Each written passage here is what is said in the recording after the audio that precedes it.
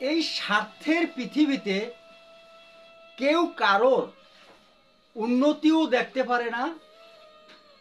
আবার যদি একদম নর্মাল গরিব হয়, সে গরিবানাও দেখতে পারে না। আসলে মানুষ হয়ে মানুষকে চেনা জানা খুবই কষ্টকর।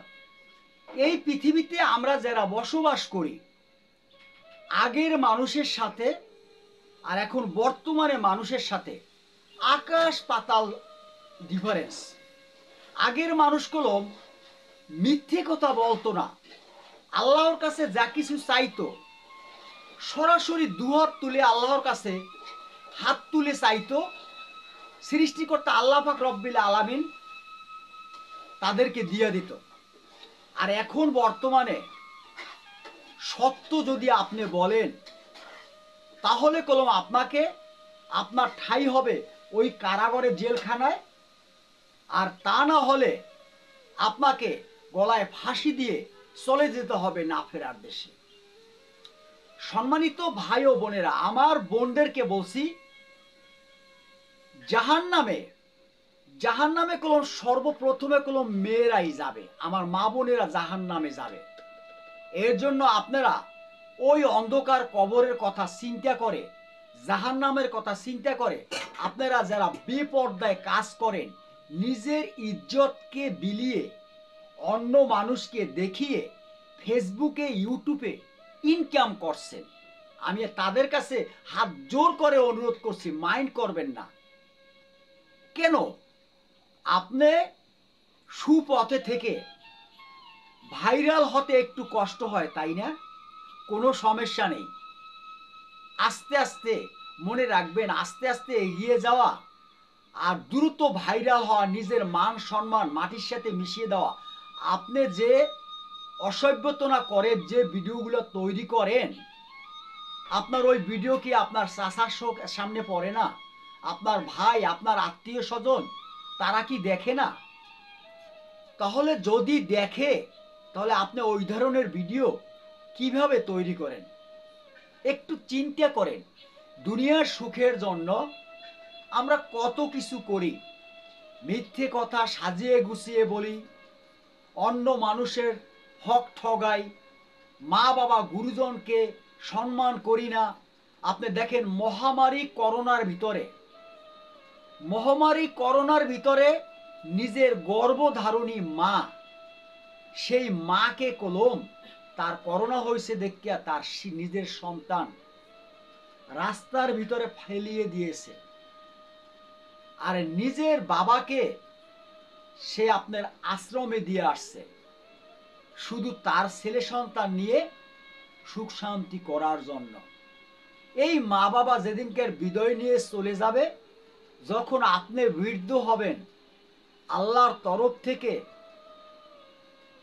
আপনার ওই ছেলে সন্তানরাও আপনাকে আশ্রমে দিয়ে আসবে। আপনার ছেলে সন্তানরা আপনাকে রাস্তায় ফেলে দিয়ে আসবে, 100% গ্যারান্টি। এটাই সত্য কথা, এটাই বাস্তবতা। এখনো সময় আছে। ন্যায় নীতি আদর্শ সততার সাথে উপার্জন করুন, পারিলে মানুষের উপকার করুন। আর যদি না পারেন, কখনো কারোর ক্ষতি করবেন না। কি ভাবছেন? একটুবার চিন্তা করুন নিগুড়ভাবে। আমরা তো মসজিদে যাই নামাজ আদায় করার জন্য। জুম্মার দিন মসজিদের আনাচে কানাচে, ছাদের উপরে কোনা টোনা সব কিছু ভরে যায়। মসজিদের সামনের রাস্তাও কলম ব্লক হয়ে যায় মুসল্লিদের জন্য। কিন্তু ফজরের নামাজ পড়তে গেলে মসজিদে দেখা যায় সামনে 1 কাতার বা 2 কাতার হয়, এর বেশি নয়। কেন? এটা তো বাংলাদেশ মুসলমান কান্ট্রি, মুসলিম কান্ট্রি বাংলাদেশ। সকালবেলা ফজরের নামাজের সময় যদিনকে আর মসজিদ দেখবেন একদম পূর্ণ হয়ে গেছে, মনে করবেন কিয়ামতের বেশি দিন নাই। কারণ হচ্ছে পাপ যেদিনকে আর এই পৃথিবী থেকে একদম উঠে যাবে, যেদিনকার মানুষগুলো পুরোপুরি ভালো হয়ে যাবে, যেদিনকার মানুষগুলো আল্লাহকে চিনতে পারবে, ঠিক ওই দিনই কিয়ামত হবে। তবে কিয়ামত আসার কিছু লক্ষণ আছে।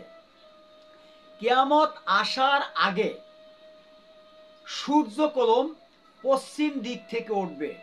মাঝে মাঝে হাদিস পড়বেন, বুখারী শরীফের হাদিস পড়বেন, তাহলে বুঝতে পারবেন কিয়ামত আসার আগ থেকে 3 দিন আগ থেকে সূর্য পশ্চিম থেকে উঠবে আর অস্ত যাবে পূবে। এখন যেমন পূব থেকে উঠতে আসে। এর জন্য অবশ্যই আপনারা এর জন্য আল্লাহকে ভয় করুন। দুনিয়ার সুখ শান্তি একদম ক্ষণিকের জন্য। সত্যি কথা বলছি। MS মনির 2 এটা আমার ইউটিউব চ্যানেল। যদি ভিডিওটা পুরোপুরি দেখেন, যদি ভালো লাগে, আপনার যদি একটু ভালো লাগে, চ্যানেলটি সাবস্ক্রাইব করে দিয়ে আমার সাথে যুক্ত থাকবেন। আমি কলম আপনাদেরকে সুন্দর সুন্দর ভিডিও সবসময় উপহার হিসেবে দিয়ে যাচ্ছি। এবং সুদ খাওয়া বা অন্য মানুষকে সুদ দেওয়া একই অপরাধ। আপনি যদি সুদ খান বা আপনি যদি সুদ লাগান, একই অপরাধ। সুদ খাবেন না, সুদ দিবেন না। এখন যে আমি এই ভিডিওটা তৈরি করেছি, এই ভিডিওটা যে আমি পোস্ট করব আমার চ্যানেলে, সেই গ্যারান্টি আছে? নাই। হঠাৎ করে আমি চলে যাব না ফেরার দেশে, কিন্তু আমার এই ভিডিওটা এই পৃথিবীর বুকে সবার সামনে ভাসবে। MS মনির 2 চ্যানেলটি সাবস্ক্রাইব করে দিয়া আপনারা আমার পাশে থাকবেন। তাতে আমার মনসত্বতা একটু ভালো থাকবে যে আপনারা আমার পাশে আছেন। আর মা বাবা গুরুজন থাকলে, যদি বাবা থাকে মা থাকে, পায়ে হাত দিয়ে ক্ষমা চেয়ে নেবেন। মায়ের পায়ের নিচে সন্তানের জান্নাত, জানেন? মায়ের পায়ের নিচে সন্তানের জান্নাত। আপনি অল্প খাবেন, সামান্য খাবেন, শুকরিয়া আদায় করবেন। কিছুদিন আগে আমার একটা বোন বলেছে যে আপনি অল্প পেয়ে যারা খুশি হয় তারা অল্পই পায়। তার কি বুঝাইছে? ওই মেয়েটাই হচ্ছে জাহান্নামী। ওই মেয়েটা জাহান্নামী। সে অল্প পেয়ে তার মন ভরে না, ওই মেয়েটা জাহান্নামী। আপনি অল্প খাবেন, অল্প খেয়ে শুকরিয়া আদায় করবেন, কারণ আল্লাহর নিয়ামত খেয়েছেন আপনি। এর জন্য অল্প পেয়ে যারা শুকরিয়া আদায় করে তাদেরকে মহান সৃষ্টিকর্তা প্রভু ভালো রাখে। আমার পুরো নাম মনিরুজ্জামান সোহেল। আমার দেশের বাড়ি হচ্ছে বরিশাল বিমানবন্দরের সংলগ্নে দেহের গতি গ্রাম। মুন্সিবাড়ি নাম করা বাপ চাচারা প্রভাবশালী ছিল, এখন সেই প্রভাবশালী কেউ নেই। এজন্য অহংকার করা যাবে না। চ্যানেলটি সাবস্ক্রাইব করে দিয়া আপনারা একটু পাশে থাকবেন। এই ইউটিউব থেকে সফলতার জন্য আমি এই চ্যানেলটি খুলেছি। এর আগেও আমার একটি চ্যানেল ছিল, আমার নিজের ভুলের জন্য চ্যানেলটি বাদ হয়ে গেছে। আবারও নতুন করে খুলেছি। যদি আপনারা আমার পাশে থাকেন, আর মুসলমান হলে 5 ওয়াক্ত নামাজ আদায় করবেন।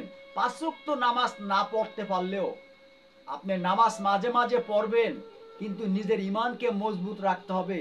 শুধু নামাজ পড়ে কপালে দাগ ফালাইলে হবে না। ইমান মজবুত রাখার অনেক নিয়ম আছে। ময় মুরব্বীকে সম্মান করতে হবে, মা বাবা গুরুজনকে সম্মান করতে হবে, তাই না?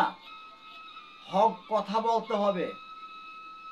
ইমানদারের ইমান শয়তানও নষ্ট করতে পারে না। ইমানদারের ইমান মজবুত রাখার জন্য নিজের চোখের দৃষ্টি ভালো রাখবেন। চোখের দৃষ্টি যদি আপনার ভালো থাকে, লোভ লালসা থেকে যদি আপনি দূরে থাকতে পারেন, ইনশাআল্লাহ মহান সৃষ্টিকর্তা প্রভু আপনাকে ভালো রাখবে। আসসালামু আলাইকুম ওয়া রাহমাতুল্লাহি ওয়া বারাকাতু। দুনিয়ার সুখ শান্তি ক্ষণিকের জন্য। লাস্ট কথা আমার, দুনিয়ার সুখ শান্তি ক্ষণিকের জন্য, আখেরাতের কথা ভেবে এগিয়ে চলুন। আসসালামু আলাইকুম।